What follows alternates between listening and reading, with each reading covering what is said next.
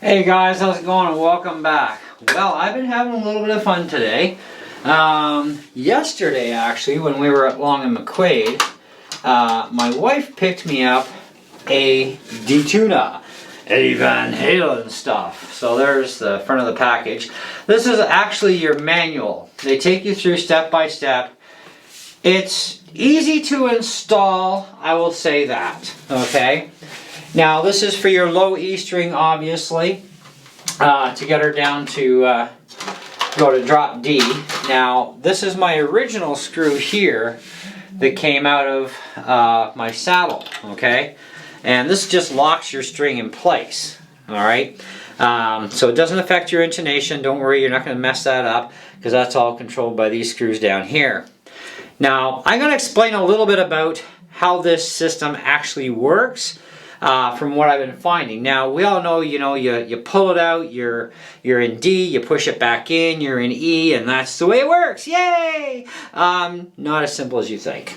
Anyways, so this is for Floyd roses that are originals, and of course licensed Floyd roses. Now this has a licensed Floyd rose on this guitar. This is my Kramer Pacer Classic that I just got for Gibson Month this year. And so the kit comes with two different length screws. This is actually the longer one. Now in the case of my bridge, I had to use the shorter one. But that depends which screw you're going to use, because if your saddle is further away from the pickup, you use the shorter screw. If your saddle is closer to the pickup, you use the longer, obviously, because you need that length to be able to pull out and push back in is the idea. Now there is a little spring, so first you drop the spring inside the hole out the back here, then you drop the screw in, and then you screw it on just as you took this one off. Now Allen keys are a pain in the neck. You're going to need a long Allen key, a 3mm one. Okay, now this is actually one of my Allen keys from RC stuff, but you can buy these anywhere online. They're not specific to RCs, but us RCer freaks, we actually tend to use a lot of these types of Allen keys on our hobby grade RCs. So usually you get a set of 4, set of 6, whatever you're going to buy for a kit. But they're metric, and you need to use metric, not SAE or standard. Okay, this stuff's all been built in metric. So 3mm, and this gives you lots of length to unscrew that and screw it in without messing with your guitar and damaging things. So anyways, they tell you about backing the screw off all the way, which is true, but you also have to turn it in a couple of turns because you have to have room for up and down tuning, right? Because your guitar is going to fall out of tune during play. Maybe it might take you 10 or 15 songs, depending on what you're doing. But eventually, every guitar falls out of tune. So you need that room for the fine tuner for up and down, especially when you're actually in E. And of course, when you've got it perfectly tuned for E, then you pull it out and you're in D. But it's backwards. You actually have to tune the guitar first to D, okay, and make sure your fine tuner is down at least 2 full turns where it's actually pushing down on the post. Okay, so you turn it until it just touches, and then like basically 2 turns, 2.5 turns even would be perfect. Make sure that your nut is already unlocked over here at the headstock. You tune it to D, and then you lock it down, and then you fine tune to D. Then you're going to push this button in, and you're going to check your tuning to see if it's sharp or flat. Now if it's flat, then you got to turn the little Allen screw in. And so there's a little Allen screw back here that you'll turn in. Now generally you can do this easy enough when it's in E, when it's pushed in, if it's a right-handed guitar. But this is a left-handed guitar, so the screw is on the wrong flipping side. But I got a sick deal on this, and I don't think they have it for left or right-handed, at least not at Long McQuaid. Mind you, I didn't check either, but this one was in stock because a guy had bought this And then he didn't even use it. So, you know, he was actually over the normal return time to just get a full refund, I guess. So he probably had to pay the penalty. So I ended up picking this thing up for $49.99 Canadian. Normally it's $64.99 Canadian. So I saved quite a bit of money there. I saved like, what, 15 bucks, right? So it's kind of worth the savings to do it. The tricky part is with this tension. You know, you want to be able to push it in rather easily and be able to pull it out rather easily too. And you know, you got to really fine-tune adjust that Allen key, because what that key does, that little grub screw, is it lifts it up or pulls it back down for sharp or flat. So right now I'm in D, and the tuner says I'm in D. So now if I push this in, then I should have no problems getting into E. So it's a little stiffer. Actually may have some more tweaking to do. I'm about a cent sharp, but it quickly fixes itself. So a little tiny smidge difference there. And what you do is you pull it out, put your key in. Now because it's sharp, we want to go counterclockwise in this case, which you would be doing the same thing on a right-handed guitar. And I'm just going to give that one little teeny turn, just a smidge. Then we're going to check our tuning again, and we're actually down a little bit there, so just tweak it a little, make sure we're still in D. We're in D now, so now when we push it in, bingo, we're right on E. Perfect. Now it's set for now. I'm going to recommend something though. Get yourself some blue Loctite, because blue Loctite doesn't permanently lock anything. It works the same way as Teflon tape. It really makes that grub screw stiff. So I'm going to actually pick up some blue Loctite, because with use back and forth, I mean, it will loosen that very loose screw, because as loose as it is, right? So I want to safety myself for future screwing around way too much.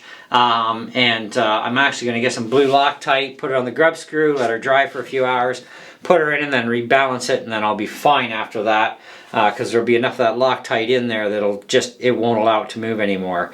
But once you've got everything in tune, then you should be good to go with everything else. Now you may have a little bit of fine tuning to do on your guitar, and that'll be fine. You know, you look at the dropout, that's a little low, so I can actually just bring that just a little tiny touch. Ace in, ease in. Okay, so I think the next thing we want to do is actually plug this thing in and see how it actually works, right? So let me just change the camera angle on the fly here as we're going. Sorry I'm in your way a little bit, but hey, that's how things go here. And away we go. Now, of course, I want to make sure I'm totally in focus. And we back her off, and away we go. So, let's grab our guitar. This doesn't take long to install. I mean, the main install is only like literally a couple of minutes. It's pretty quick. The time-consuming part is just setting up that grub screw properly so that everything works good, and then you can go between D and E and not have any issues. Now I'm using a cable because my wireless is actually my Boss wireless is having issues staying synced. This is why I'm using a cable, because I hate cables, guys. I really do, especially since I went wireless. They actually gave me a loaner of a Line 6 system, which I'll be showing you guys on the next video. I'm not a fan of Line 6. Everybody knows that by now, I'm sure. But this is a high-end system, apparently. So we'll see how well it fares. But stay tuned for that video.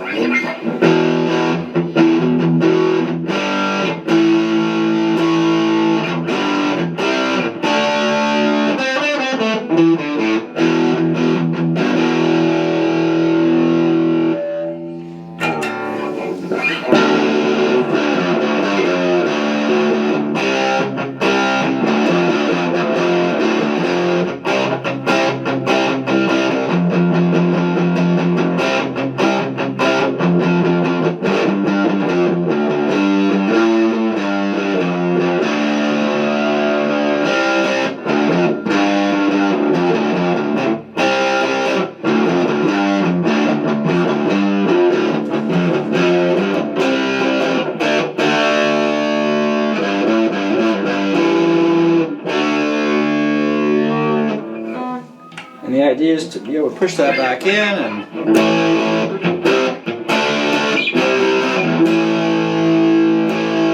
it stayed. It's a miracle.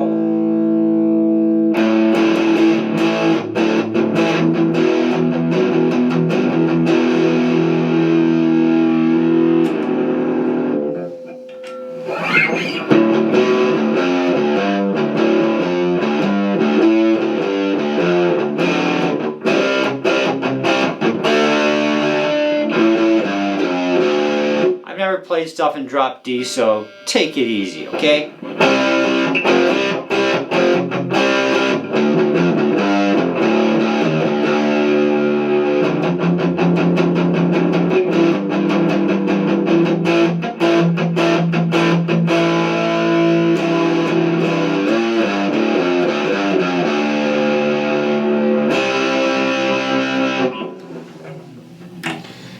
And then we're supposed to be able to just simply pop this thing back in. And it stops where it should.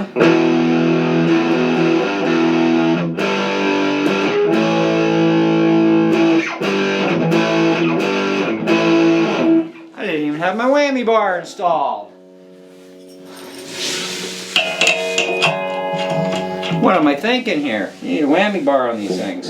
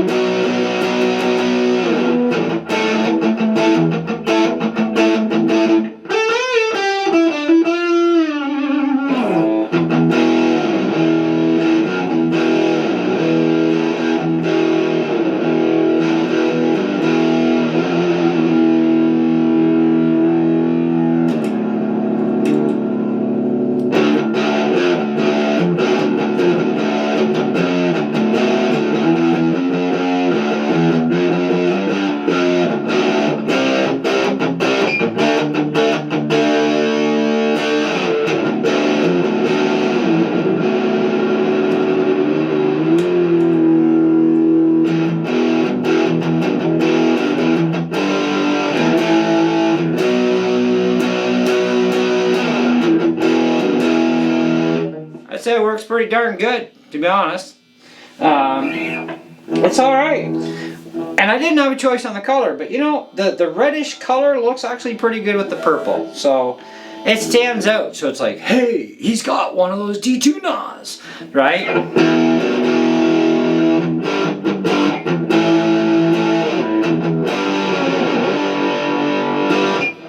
So anyway, probably a little bit more tweaking, obviously. That's to be expected. But it's going to break in over time where it's going to get smoother to run. Especially once I get the Loctite on there and I got it like dead on, you know, kind of thing, like perfectly on. Then I think it'll be awesome at that point, but I like it. I've done, you know, like messing around with drop D a bit, probably on a couple of my videos off and on. And I mess around with a little bit at the store because I'm trying to also, you know, detune and then retune by ear, but you can't really get away with doing that with a Floyd with the fine tuners. It just doesn't work that way. Because if you touch that tuner, it whacks everything out, right?